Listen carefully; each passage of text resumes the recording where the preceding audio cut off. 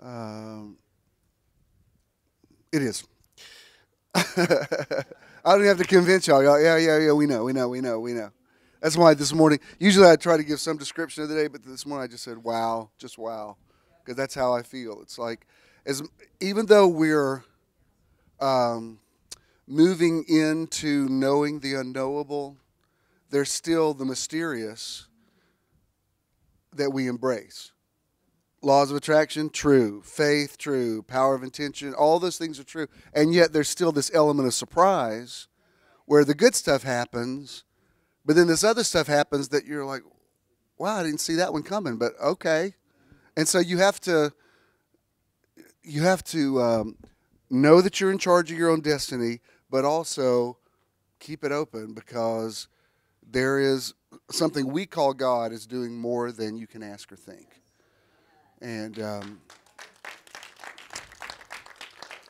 that's why I'm glad to see Patrick here today. Patrick was scheduled for a surgery he's been needing to have, and they had a little delay because he did some other issues they wanted done. And we talked about it. His head's in the right place, so I think they got it scheduled for Friday now. So I said, you know what? I have learned delays are obnoxious, especially because you visualize this is the way I want it done. But sometimes when a delay comes, you're like, okay, that it just has to mean something even better is coming. That when that finally does happen, I'll go, oh, you know what? That actually was better. And I'm not just saying that. I have lived that over and over and over again, to the point that I've nearly trained my brain to be excited about a delay, because I think, oh, that just means that something better is coming. All right. Now, I'm going to be brief today because we're going out of town. The car's running. I haven't even turned the car off. So I'm hugging y'all now because I ain't got no times for hugs, because we already paid for a room that's waiting for us. So we got to get on the road, Jesus. So we're in agreement. Those of you that are just logged on, you're in for something really good today. Hit it, please, as you remain standing. And welcome to Metron. Metron is measure or sphere of influence, and we want to help you find your Metron through motivation, enlightenment, transcendence, renewal, outreach, and networking. Today is your day to find your Metron, and we hope you enjoy the service. Good morning, buenos dias, bonjour, welcome in. Welcome to Metron. Those of you who have logged on, wherever you are in the universe, we welcome you. It's good to see people we haven't seen in a minute. We're glad that you're all here. Everybody made their arrivals. Charles flew in from Chicago to be here this morning and made it on time. And seriously, he was in Chicago last night. So that's good. It's the new next level we're living in. We're just like, yeah, I just flew in from Chicago, and now I got to go to Las Vegas or wherever it is that you're going. All right. Just when I thought I couldn't love Eddie Sellers more than I did, I found out, I love him even more. This month has definitely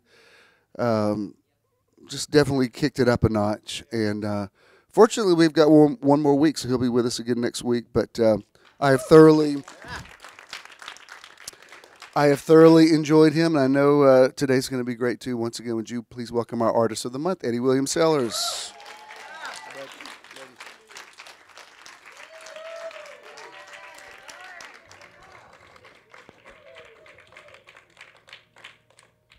Good morning, everybody. How about let's just stay standing for a few minutes as we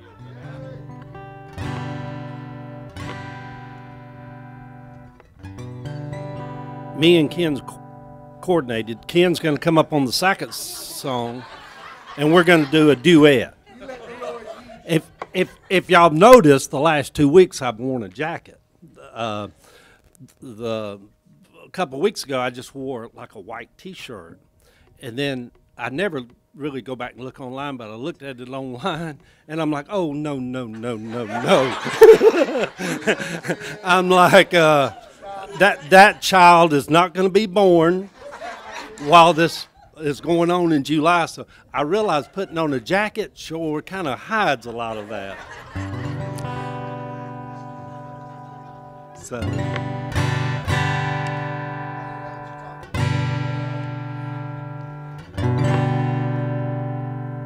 Am I on back there, Charles? There we go.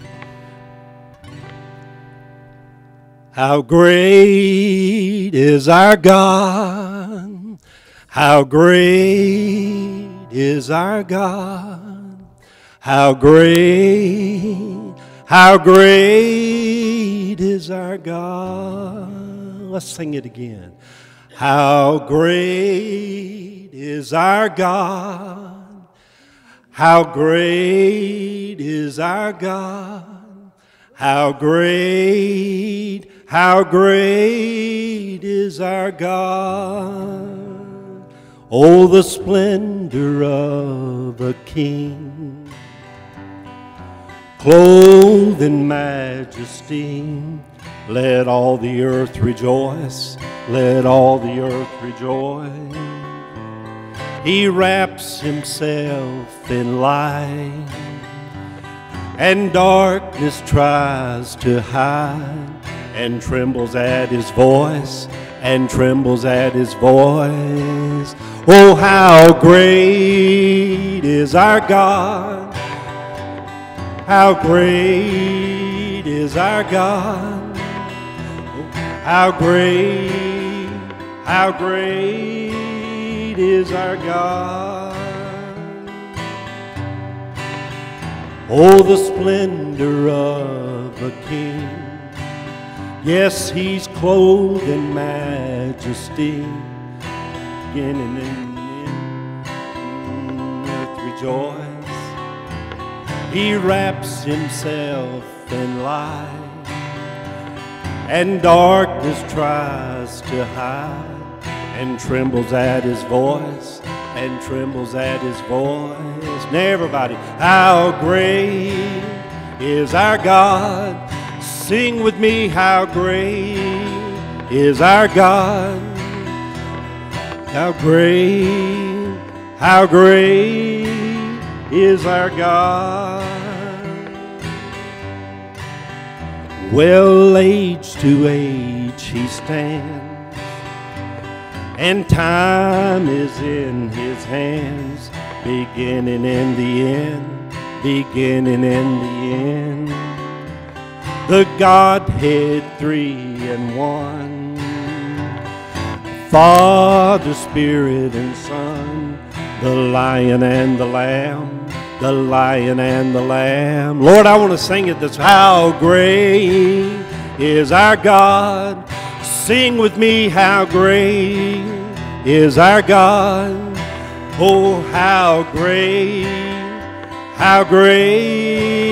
is our God. One more time. Well, how great is our God. Oh, how great is our God. How great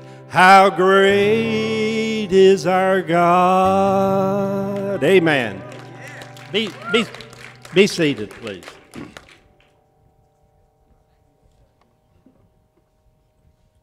I don't know how many times I've said this, but God is great. Last week, let me do something. I want to sing a little verse of something right here. Maybe, let me see right here.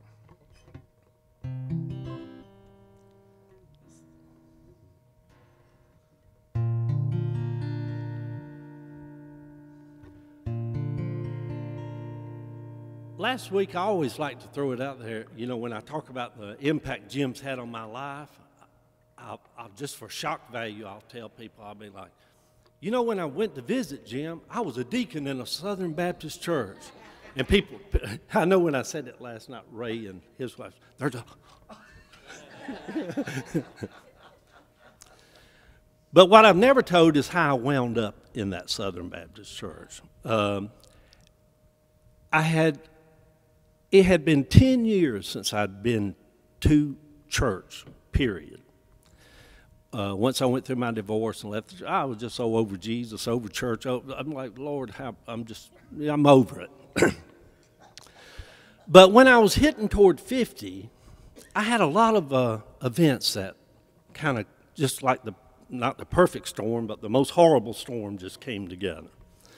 I had lived by myself for several years after being with somebody for 5 years who I thought I'd spend the rest of my life with, and it was very hurtful.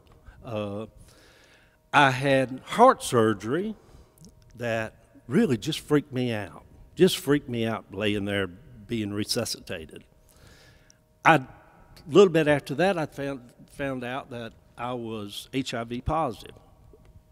So devastated, I went home that afternoon and called Keller Williams to put my house up for sale. I just felt like I needed to get rid of stuff. Then within a short period of a couple of years, my two brothers that's right under me both died.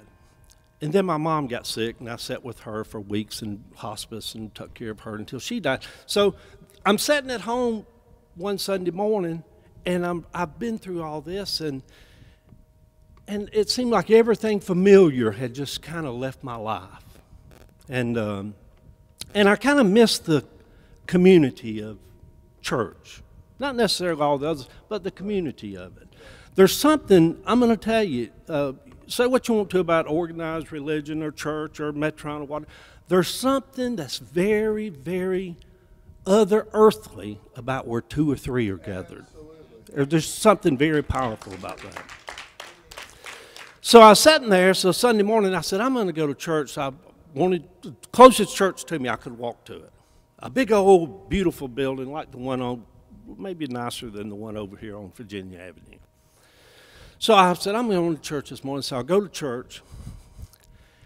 The worship leader, I counted, this place would seat 1,000. I counted 17 people. Come to find out 5 of those were paid staff. The worship leader was 82 years old. They had a thing that morning where they said the youngest and the oldest sat up. I sat on the back row. The oldest was 92. The youngest was 74. So I go back home that after service, scrambling me some eggs, sitting on my front porch. And I began to talk to God. And I told God, I said, Lord, you know, I fell out of love with you somewhere along the way. I missed being in love with Jesus. I missed it. He was my jewel through most, but I missed being in love with him. So I came up with this idea. This is how I wound up in the church. I said, Lord, I'm going to make a vow to you to reestablish some kind of trust between us. I said, for the next 52 Sundays, I said, I'm going to go and I'm going to sit in that church and in my mind to show you how much I love you, or to try to do something for me and you to kind of get back together. You have to understand where I'm coming from on that. Being raised, the only way, you know, in my mindset to connect with God would be to punish yourself, to sacrifice, to give up something. And I thought, surely, if he sees I can endure sitting through that for 52 weeks, that he knows I'm for real, you know. And there's a difference between a promise and a vow. And so I made a vow, and for 52 weeks I went and I sat because I had missed my mama. And then I thought, is this crazy? So one Tuesday, I was in the fellowship area, and there was about 10 women there that was maybe in their early 80s, and they fussed over me. Well, I kind of got to like that. You know, they said, you like peach cobbler? I'm like, yeah.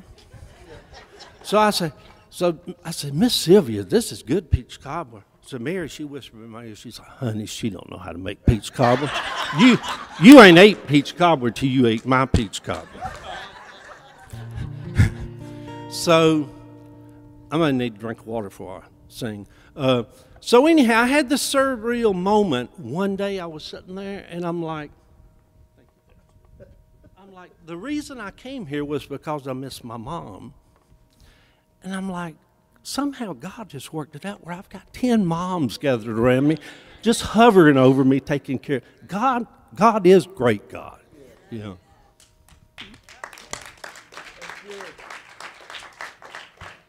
And here's the final thing I'll say before I sing this little verse. I begin to realize God honored that vow.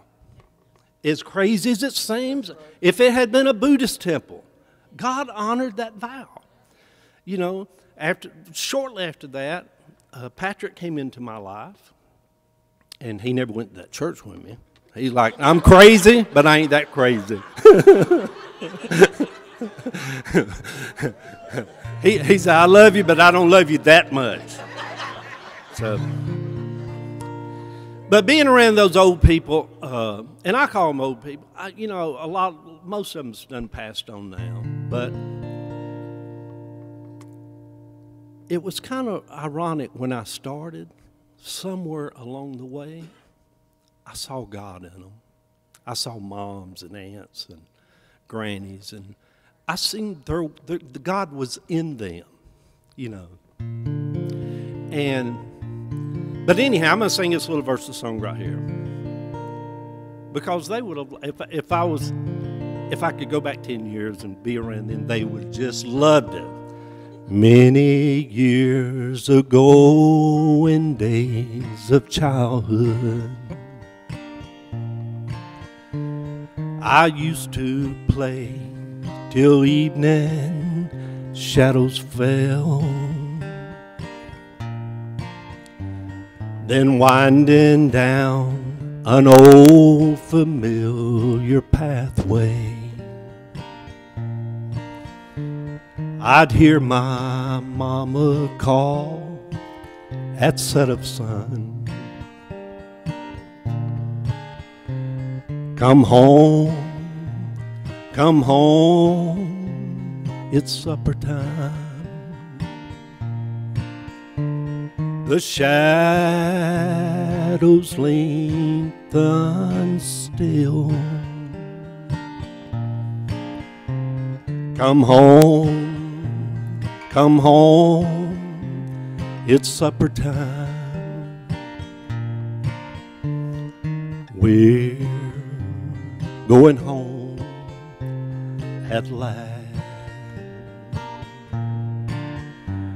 Well, many years ago, in days of my childhood, I used to play till evening shadows fell, then winding down an old familiar pathway, I could hear my mama call at set of sun, come home, it's supper time. The shadows lengthen fast. Come home, it's supper time. We're going home at last. This is for old Deacon Fred. I have heard of a land on a far-away strand. 'Tis a beautiful home of the soul, built by Jesus on high. There we'll live and never die, in a land where we'll never grow old.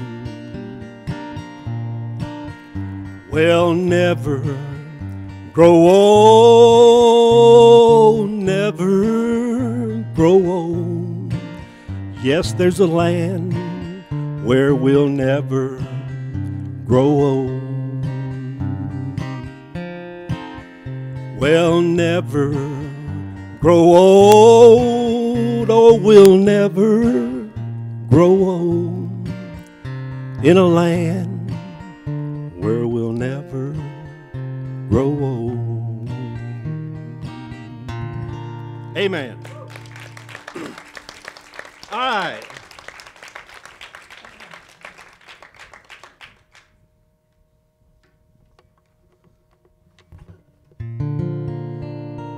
You ever heard Christmas in July? There is just something about to happen in this place. I think it's called Jim Swilley. You know? So I'm going to sing a verse or two of this, and we're just going to, Jim's going to bless us. You know what? We was riding to work this morning. Riding over here this morning. And Patrick had put on the soundtrack of that, God's trying to tell me something. God. And I got really into it. You know, all teary-eyed and all, you know. And we was stopped right there at North Avenue and Boulevard. And I just felt like jumping out of the car and just start dancing right in the thing. Yeah. Man, that's amazing how she sings that. Oh, beautiful star of Bethlehem, shining far through shadows dim, giving a light to those who long have gone, guiding the wise men on their way unto the place where Jesus lay.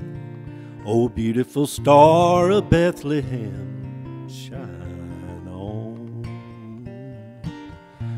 Oh, beautiful star of Bethlehem, shine upon us until the glory dawn. Give us a lamp to light the way unto that land of perfect day. Oh, beautiful star of Bethlehem, shine on. Oh, beautiful star, the hope of life, guiding the pilgrims through the night, over the mountains till the break of dawn.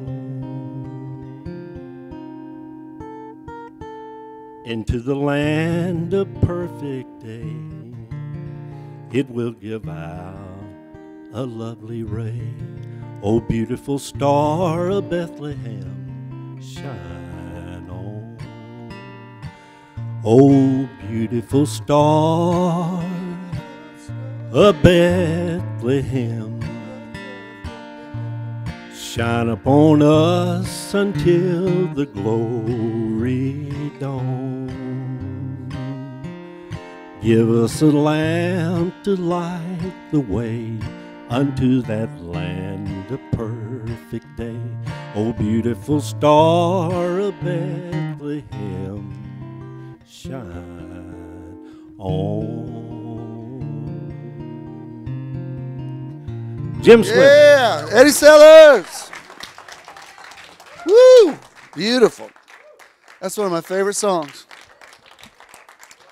Love it, love it, love it. Love it. Oh, it was good stuff. Thank you, Eddie. You may be seated. Ah, good, good, good. I'm telling you, I don't even want to overanalyze it, but there's something that music does. It's mystical, and it just, yeah. And that soundtrack, maybe God, see, Daddy, sinners have soul too.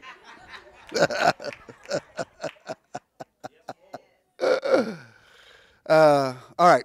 Our outreach this month is the Bridge.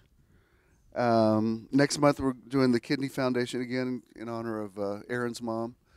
But great things are happening out there with Robert, as I'm sure most of you are hooked up with him on social media, so you know. Robert's posts, they alternate. I'll go from one to go, oh my God, he's so amazing, to the next one I roll my eyes. I'm like, dear Jesus, Robert, take that off. I go from amen to stop it. I just kept, I didn't even read that one. I was like, oh, Lord, Robert. There, again, I say there's none like him. Anyway, our year of living your best life this month is be adventurous. So whatever that is, you have a few more days if you can, photograph that. And 2 weeks from today, we will not be here in the theater. We'll be across the street at Piedmont Park. We've rented the big pavilion again. It's Metron's 3rd anniversary. John Scott is coming with some of his musicians, and so it's going to be great. We will have perfect weather, like we did in Eatonton. You know, I was told it was going to be sweltering that day, and it was nearly like a fall day that day. So August the 6th will be the same way, and it's just good. Good. All right, I ain't got a lot of time, so I got to get on it. You going with us? Leona's going with us. All right. We speak into this atmosphere. Let there be light.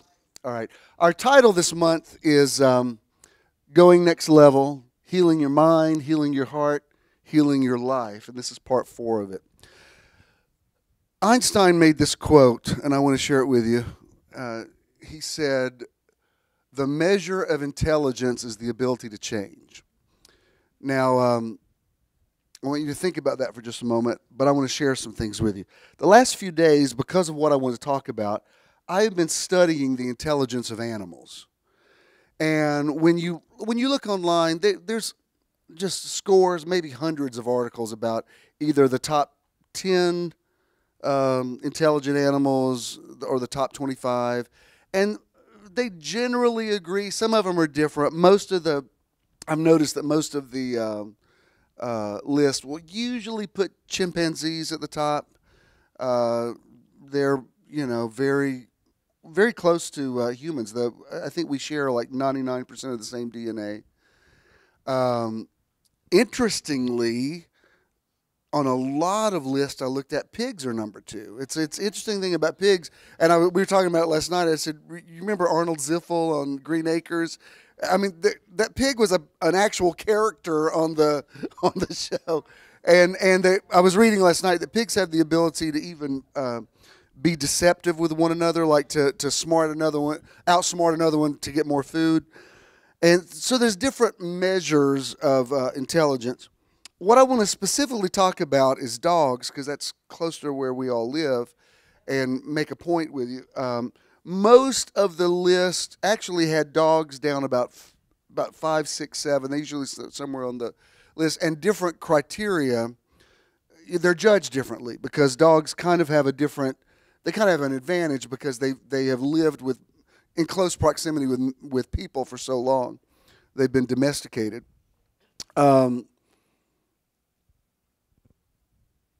This is what it brought it to my mind, because this month I'm talking about healing your mind, healing your life, healing your emotions, healing your spirit. And the scripture says, to him that knows to do good and does it not, to him it's sin. In other words, if you know better, you should do better. That's a big duh, of course, but there's a very profound truth to that. And this is when this message kind of started working in me. Back 2 or 3 weeks ago when it was 4th of July, I noticed a lot of people were posting online. They were posting complaints about the fireworks. Because for some reason this year the fireworks went on for days. They actually started a couple of days early and they went on a couple of days after. And I noticed people with dogs kept saying, I wish they'd stop these freaking fireworks because my dogs are freaking out. They don't understand what's going on. And it's, we'd be okay with it with 4th of July, but all right already, stop it. And I was just thinking about how intelligence works. Bear with me here for a minute because I'm going somewhere with this. And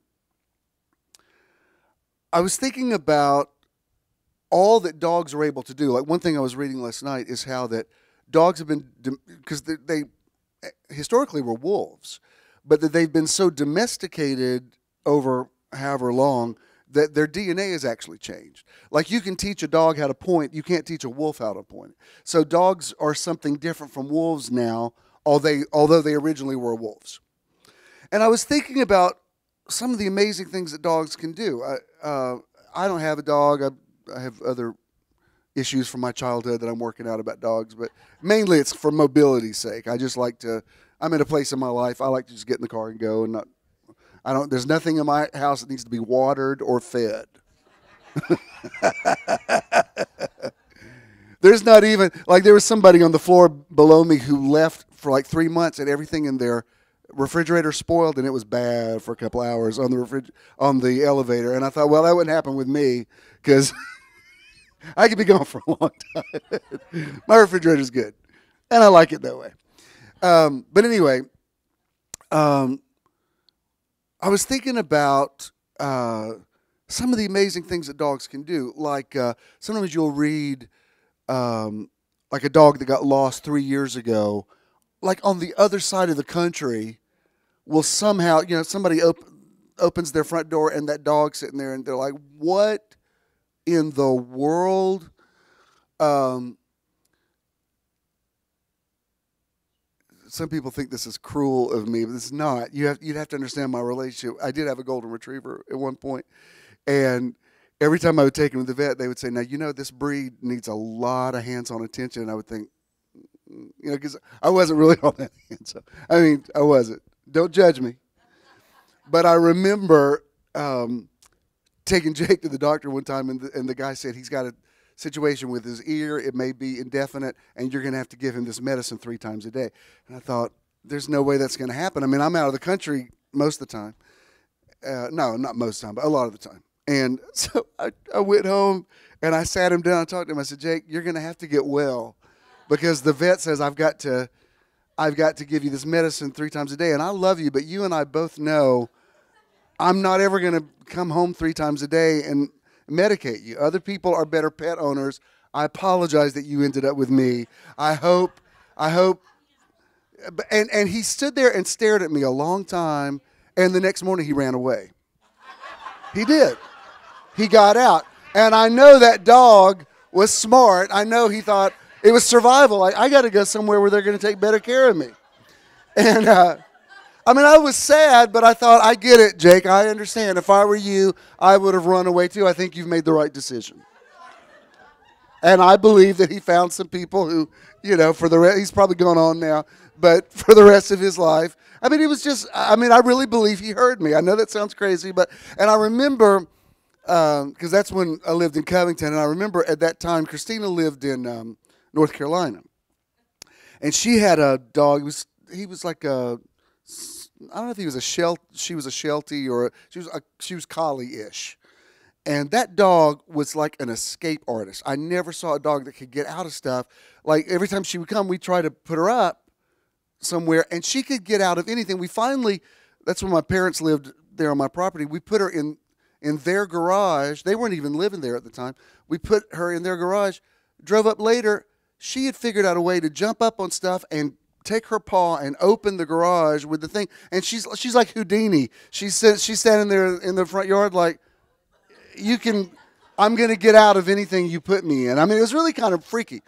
And then you'll read about, like Kim was telling me about when he was a kid, a German Shepherd that took up with him that would follow him anywhere. Like he'd go to his grandmother's and the dog would find the house and sit outside the window.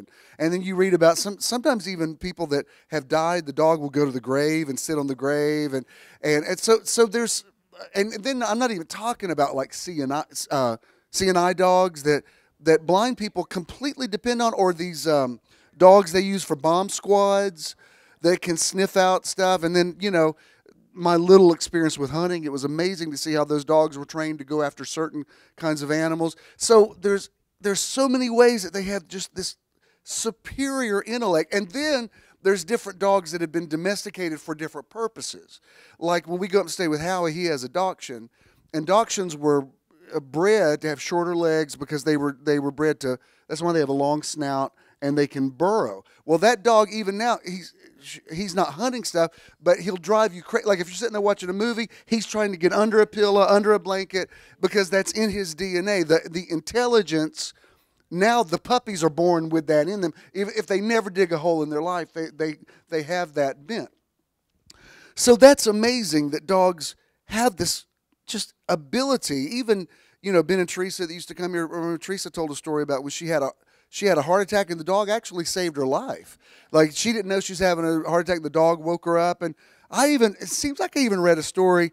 I don't think the dog knew how to dial 911, but it did hit the phone, and it just happened to be 911, and it saved somebody's life. And you hear about dogs that get somebody out of a fire. So I don't have to make a case for the intelligence of dogs. However, you got these people saying there's fireworks that's driving my dog crazy, and we can't make him understand. So on the other hand, you think, how could dog be so stupid? You want to just say, it's just fireworks. You could say it 1,000 times. You could take them out there and show it to them like, that's what it is, and try to explain it in the 4th of July and Independence Day or whatever. That dog's not going to understand you.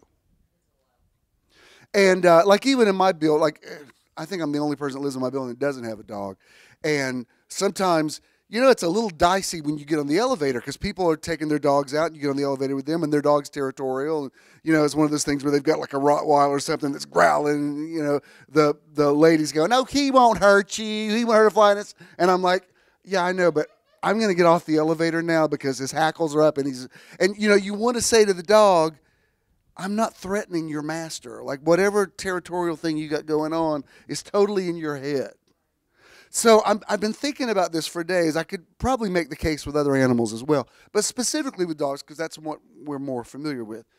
In some areas, they're so intelligent. I would even argue higher intelligence than us because they sometimes know things that we don't know.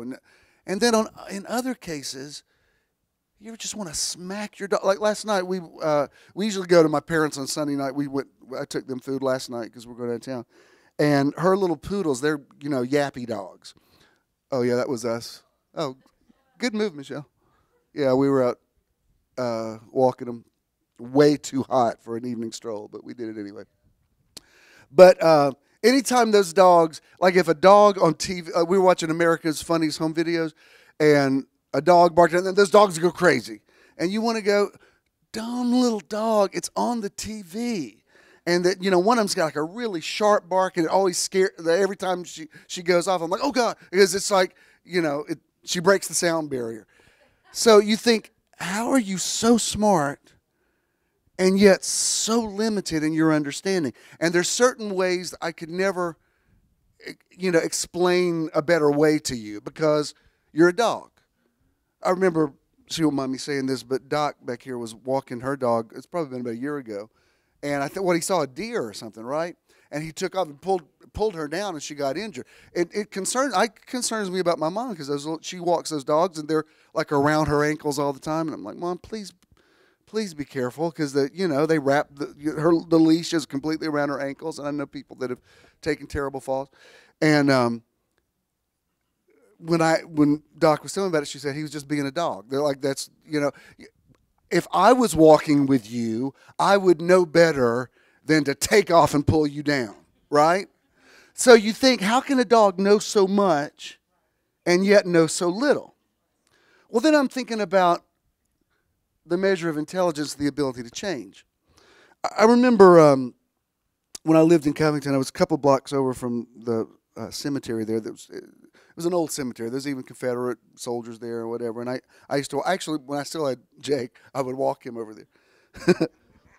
I was a good pet owner. Don't send me your weird dog lover mojo. I will not accept. I'm like Teflon.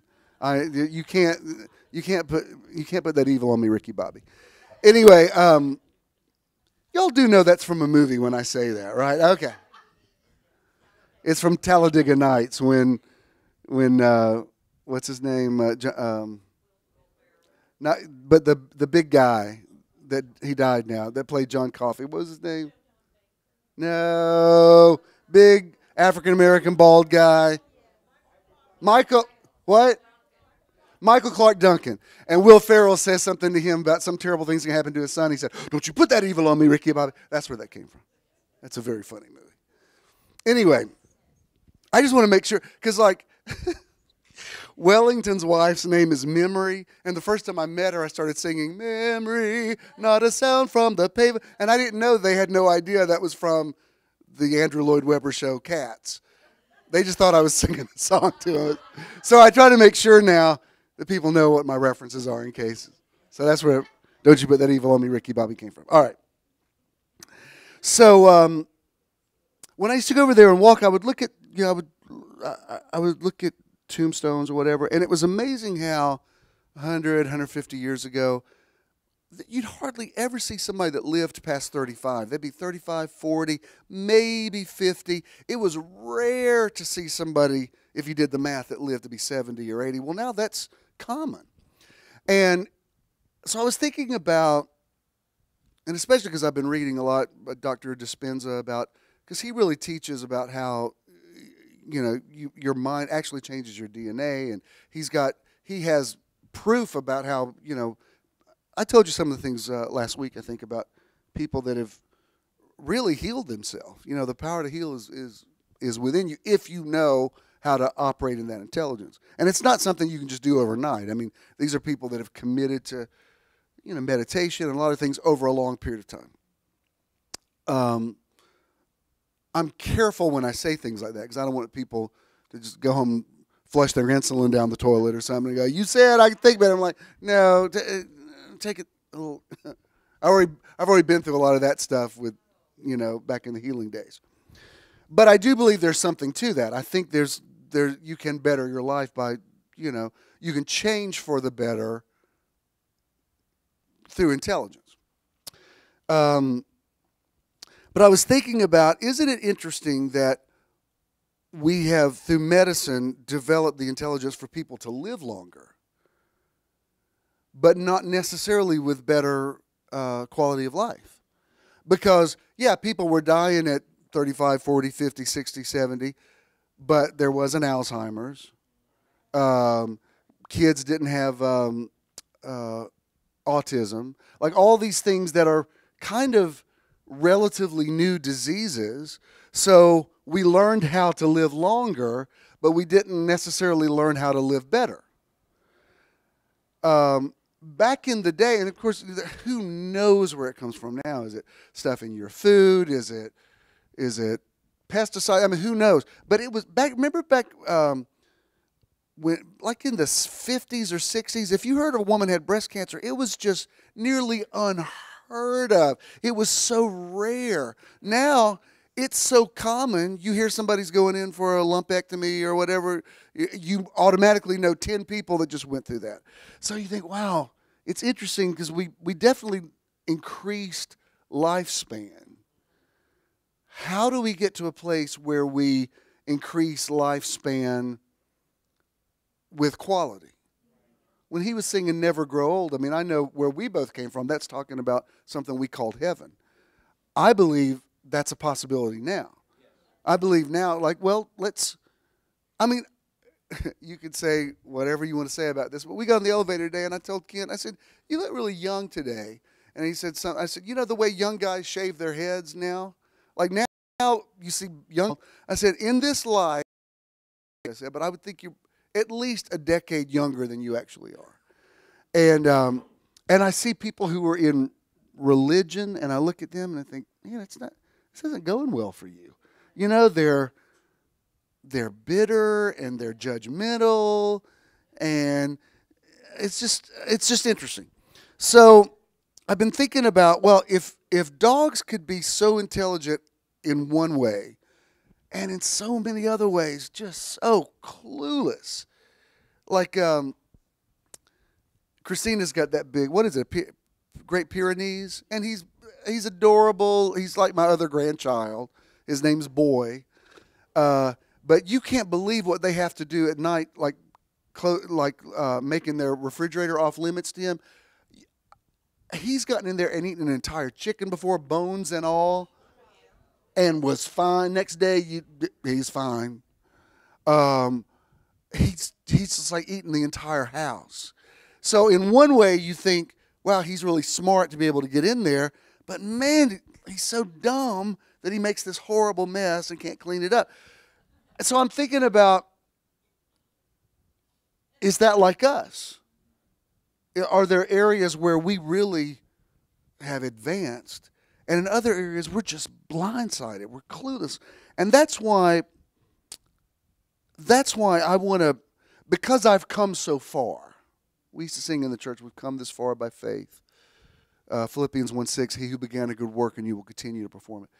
If you've come this far, why not go the rest of the way?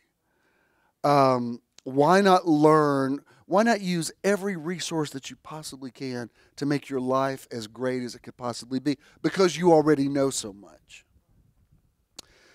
I was thinking about this because I applaud dissent and free speech, and that's one of the things that ideally makes America great, that there's a public platform and people can say what they want to say. Like if you've ever been to England, there's a place, it's somewhere in Hyde Park, but there's a place, it's a public forum where it's historically, like people go there and they you can say your piece. It's like a public, it's kind of like before Facebook, it was where people could go and say their opinion about the king or the queen or politics or whatever, and nobody could argue with you. It was your opportunity to say your thing. Now everybody says their thing 1,000 times a day on the World Wide Web, and so I've gotten to where I just have so opted out of the contention. If you want to do it, that's fine.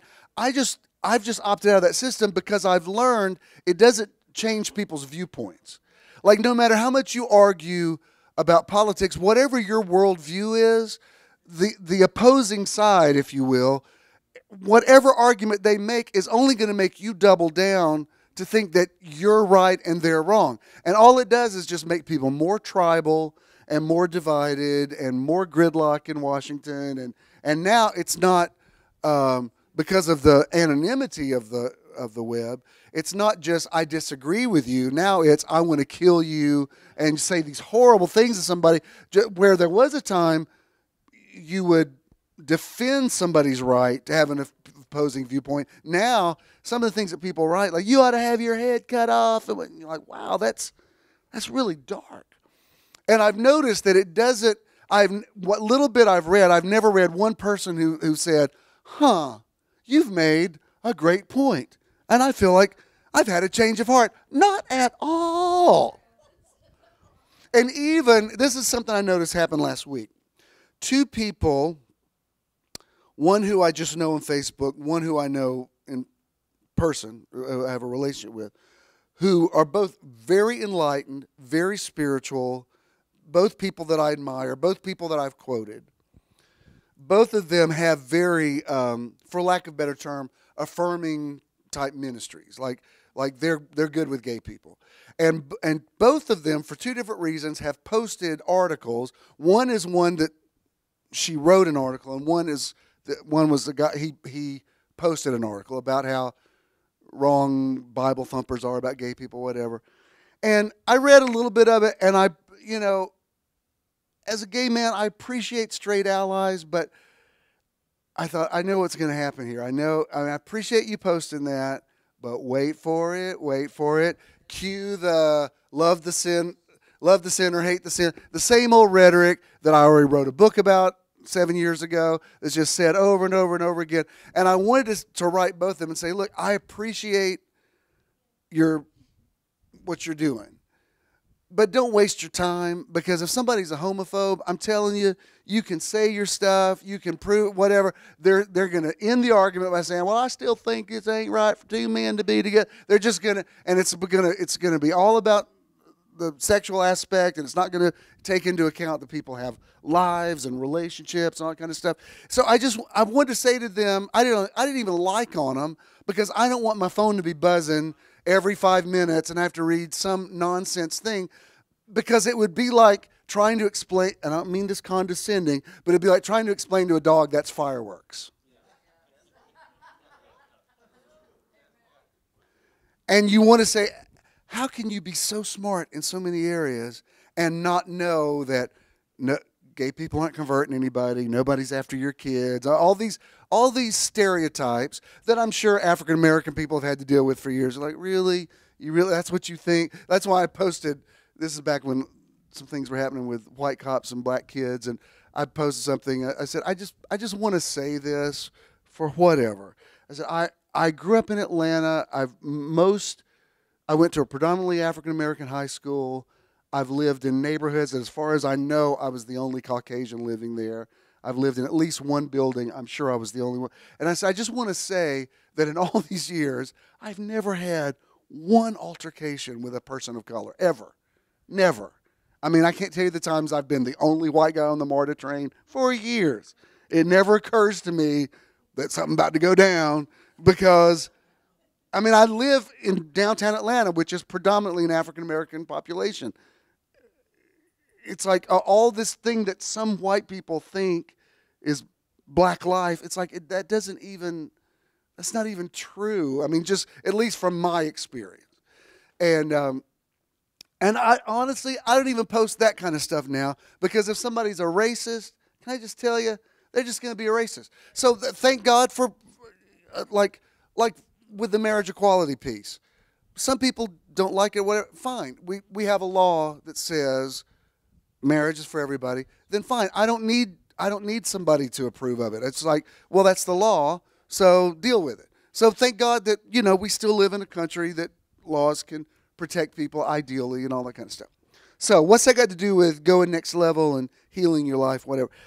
I just want to encourage you today to be willing to think outside the box and stop wasting your time and energy arguing with people that are not tuned into your frequency.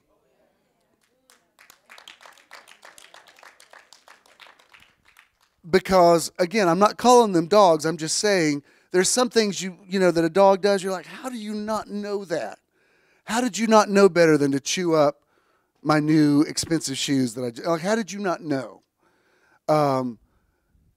Like even when I talked about the tomcat I used to have, that he was a hunter. That's in his DNA.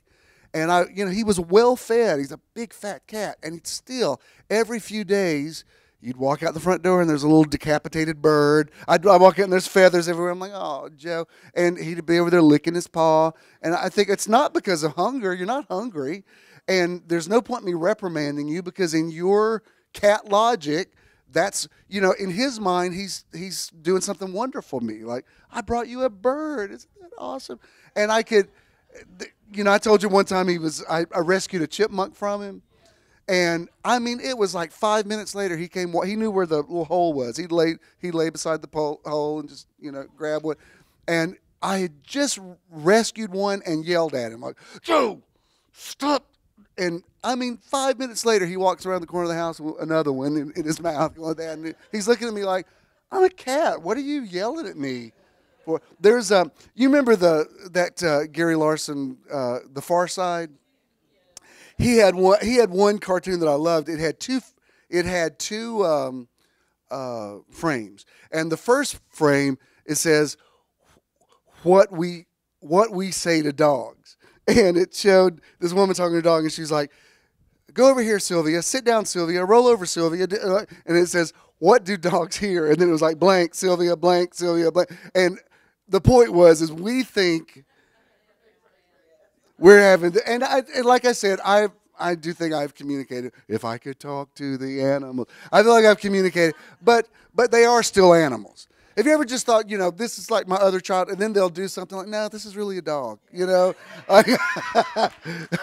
I really thought you were one of the family, but that was a real dog thing to do, and that was kind of a reality check for me.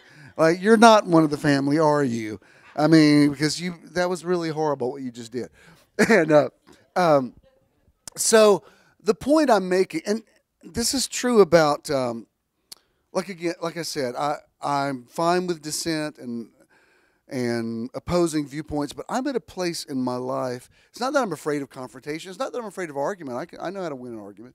It's that it's a waste of energy. And I want to find. We were talking about it last night because I kind of rehearsed this on Ken. I said, let me tell you where I want to go with this. I said, let me kind of say it to you and kind of flesh it out in my head. I said, when I first met you, arguably we're kind of from different worlds. I mean, we both are from the South, but the world he grew up in, living more in the country and just me growing up in church world. I mean, we just have lived kind of different lives. And yet, as soon as I met him, I could tell you're tuned into my wavelength. And I'm not talking about the usual things that you would think about dating. I'm thinking about like the first night we met, we were talking, and he was asking me what the ministry was like and everything. And he said, you mind me telling this? He said, well, I have wondered before, am I going to hell because I'm gay? And I thought, oh, here we go. Because I had been out with several guys that wanted to argue with me about it, which was really, like, really? This is what I came out for, is sit here and argue with a guy? Like, no, I know I'm missing the rapture and I'm going to hell. I'm like, can I get the check, please? It's like, really? I don't want to argue with you. If you want to go to hell, go to hell. Enjoy it. No, Patrick and I had a good long talk on the phone the other night, and he said something that he's right about. He said, if people want to believe in hell, then hell is real for them. I do believe that. There's no point in me arguing you out of it. I don't even have the hell argument anymore. If somebody wants, but I said, well, here we go. This could be the deal breaker. I took a breath and I said, Ken, I don't think that hell's a literal place. And I kind of gave him School of the Bible 1 in like a 5-minute crash course. I said the 4 different words that were translated hell in the Bible really didn't mean a place of eternal punishment. And I was like, well, this could be our first and last date. Because if you don't get this, you know, she's not going to get it. And he said, oh, my God, that's wonderful. And I thought, oh, well, we may work out. Do you understand? Because somebody can be cute, but if they're not tuned into your vibrational frequency, you can say, well, I'm going to marry him and change him. No, you're not. Just because you throw a big party and wear a white dress, I promise you, they're going to walk out the same person down that aisle that they were when they walked up the aisle. That is, just go ahead and believe in leprechauns and unicorns if you're going to believe that, because that don't happen. Now, I do believe change is possible, but somebody has to want to change, and they have to have a reason to change, and they have to have an environment to change. And let me tell you something I've learned. You can't shame somebody into change. You cannot. You can tell them, what's wrong with you? Have you ever had your kids do something and you think, how do you not know better than that? It doesn't change. There's some things they're just going to have to learn. Like I showed you from The Wizard of Oz, she wouldn't have believed you. She had to learn it for herself. And not that I thought I knew everything, but I've learned so much this year that I didn't even realize I didn't know. Like learning how to really not just living in the now as a concept or the name of a church that I started, but understanding that living in the now is really something that you have to consciously embrace every day. One day last week, I thought of something that happened that was hurtful from like a year ago, and all of a sudden I started reliving it in my head. Like, why did they say that? And I caught myself. I said, you know what? I just went to a seminar that said when you roll this stuff over in your head again, your body thinks it's happening right now, and you're doing all this stuff to you. And as I was reading last night about the animals, I was reading how the animals don't know how to live in stress, but that humans do, and that what stress does to us long term is so terrible that so many diseases can be traced back to stress. And you think about the kind of stress that we've learned to live under, that we've been acclimated to. I've told you this before, but I gotta shut up. Start the car. But I remember in Peru years ago, we were down there doing some ministry, and we hired a guy that took us a little tour through the Amazon. Like we took a boat down the Amazon and walked through the rainforest. And he was a guy that teaches people about survival. And these businessmen will pay him money to come down there because they want to learn how to survive in the jungle. And he was telling our group, he said, I'm just telling you, you people wouldn't last 48 hours out here. If you had to live here, you'd all be, most of you'd be dead in a few days or whatever. So I listened to him kind of reprimand us for a minute. And I said, can I just say something to you? I said, that maybe it's true. But I'm going to I said, I know you've never been to a metropolis like where I live, but I'm going to venture that my odds for surviving in this jungle might be greater than your odds would be driving in 5 o'clock traffic on 285. That I survive every day. As I don't know if you've ever been at on a multi-laned expressway where huge automobiles and 18-wheelers are zooming past you and towards you. Like sometimes you're going down a 2-lane highway and you're like, man, I'm just like 5 inches from a head-on collision. And we do it all the time. And texting while we're doing it. I said, it's all what you get acclimated to. And I said, I believe it or not, I know you think that my life is all cushy and everything. And so, yeah, there probably are. I probably do have some great first world advantages. But I live in a jungle too. I live in a jungle where you have to know your survival skills. You have to, you just do. So this is what I want to leave it with today. If you're going to move your energy in a positive direction, then there was a phrase, and let me just, this isn't an apology, but a disclaimer. I'm probably going to quote Dr. Joe a good bit in the next few weeks because I've just been in his workshop. So it's not that, I'm going to tell you, it's not that he taught me that much, is that he confirmed things that I have taught for years, but he's explaining them from a neurological standpoint, and it was a missing piece that I needed. It's like, oh, that's why. I mean, I knew that by the Spirit, but now you're telling me this from the medical profession. That makes it even stronger in me. And so there's sometimes you'll get a piece of information that like, wow, that was good. That just put me over. That really helped me. I'm not even sure. Like I'm for forgiveness. I believe in forgiveness. I think forgiveness is a beautiful thing. But I think there's even a higher consciousness about forgiveness. It's like, it's not even just forgiving somebody. It's, I don't want to have my energy siphoned off by maintaining this stupid grudge that if I explain to you what I was upset about, it's going to be like explaining fireworks to a dog. You're not going to get it. So there's no point in me wasting my energy. I'm going to communicate willfully with people that I'm on the same vibration. Listen, you know immediately when you are on somebody's wavelength. You just know it. You don't have to, when somebody says, we've come for a few weeks, we don't know if it's our church. It's not your church. It's not, you would know it the first time. Like if I'm really, whatever a pastor is, if I'm really your pastor, you probably knew that within about 10 to 15 minutes of my teaching, where you're like, oh, okay, I get what he's saying. And you know why mostly? It's because it confirmed stuff you already knew. You're like, oh, I kind of already believed that, but it's good to hear somebody say that from a theological standpoint or whatever. So, okay, great. So I'm not saying you don't talk to, because you obviously have to live in the real world, so you're going to have to communicate with people. But there's some people that there's no point in you getting all frustrated. It's like you being mad, like if the dog gets into the refrigerator because you left it open, then be mad at yourself that you left your refrigerator vulnerable. Yes, usually, yeah. Oh, thank you for saying that, because there was something I forgot to tell you last week. This is very, very important. When he was talking about, and this is a part of intelligence, and then I'll end it. When he was talking about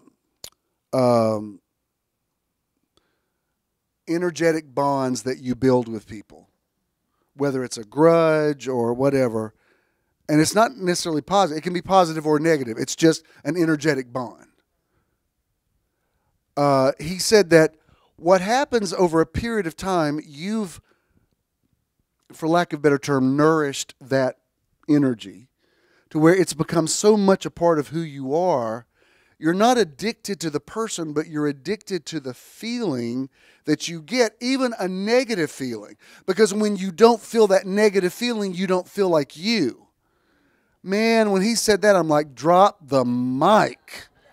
Because I know that, that just echoed through every part of me when he said that. I thought, I know that's true. Like, if you ever just been having such a great day and it's all these great things happening, and then you think, oh, something's going to. I don't think this now, but there was a time I would think, oh, this day's going too good. Something's going to happen. Now I don't think that. That's why it's just a small thing, and there's no point in me going into details. But we just had I had such a good day Friday, and then I hadn't seen Ken all week, and he came on. We had a great evening, just simple stuff. We went to the varsity, and it was just great. And when you're just in that zone, I mean, yes, I had a hot dog. Shut up. And I'm like, oh my God, this hot dog is so good. I've eaten varsity hot dogs my whole life. I'm like, I'm pretty sure this is the best hot dog they ever made. And I wasn't just trying to work that up. It's like it really tasted like that to me. And when there was nothing specific I could point to, but I just said, I have just loved every second of this day. I've loved every thought that I've thought. I've loved every word that I've spoken. There's not one thing out of this day that I'm taking to bed with me tonight going, oh God, I wish I hadn't said that. Because I know what that's like. Where you're like, I'm going to lay awake tonight and think about this. It wasn't anything. It was just no big deal.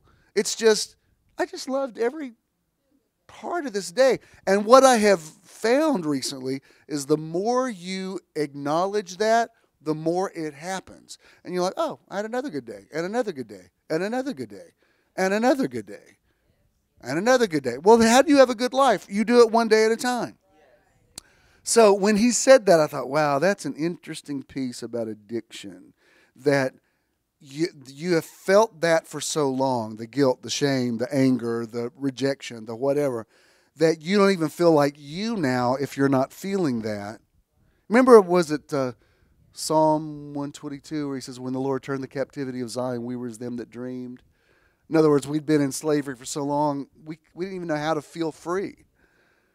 When in Nehemiah 8:10 where he says the joy of the Lord is your strength, that's why he said that. Because remember, Israel had been in captivity, and he said, go home and have a party. In the King James, he says, eat the fat and drink the sweet. In other words, go eat party food and exchange gifts. And it said the people started weeping because they didn't even know how to party anymore. And that's when he said, you've got to do this. The joy of the Lord is your strength. They had to learn how to be happy again. Isn't that amazing? So, put a comma right there. I will be back next week. And it will be even better next week. But let me just show you this one other quote. This is by Maya Angelou. It's just a simple quote, but I want to leave you with this. And she said, I did then what I knew how to do. Now that I know better, I do better. Selah. That's the truth right there. And that's why I don't have anything I ever did. I mean, I was operating in deliverance ministry, casting demons out of people and praying for people and gifts of the Spirit and all. And I don't regret any of that. That's the light that I walked in at that time. That's the way that I approached enlightenment and transcendence or whatever. And some great things happened there that were real. And the presence of God, I know what it's like to be in the presence of God. I know that that's real. I don't. When he was singing How Great Is Our God, that I can get right into it. It's like, yeah, God is great. I have no problem saying that at all. But I also know I'm walking in something higher now that I don't even have to explain this to you. It's not even in the Bible. Do you understand? It's even, I was thinking about this week, and this will just cut my mic off after I say this, so I will shut up. Think about the fact that Paul said, you are living epistles. Wouldn't that say to you that Paul would be shocked that we took his written words and beat each other up with them and told women to be quiet and heads covered and all this kind of stuff? When he said, no, if there is such a thing as a word, it's supposed to be a living thing. It's not, the word became flesh. The word wasn't supposed to become paper and leather and what's in a Bible. I mean, the very fact that he said, you are our epistles written in the hearts of men. So, we all did whatever it was. I will look, if you say you got saved in a minute, I will never take that away from you. If you say I was baptized in the Holy Spirit, good. I understand what that's about. If you say I spoke in tongues, good. So did I. So do I if I need to. But I also know Paul said tongues will cease. When that which is perfect has come, and that which is in part is done away. And I believe we're walking in that which is perfect. And we don't hate where we came from. We don't hate your Baptist church. Don't hate your Sunday school. Don't hate your Pentecostal upbringing. Don't hate any of that. I did then what I knew how to do. Now that I know better, I do better. Let's all stand.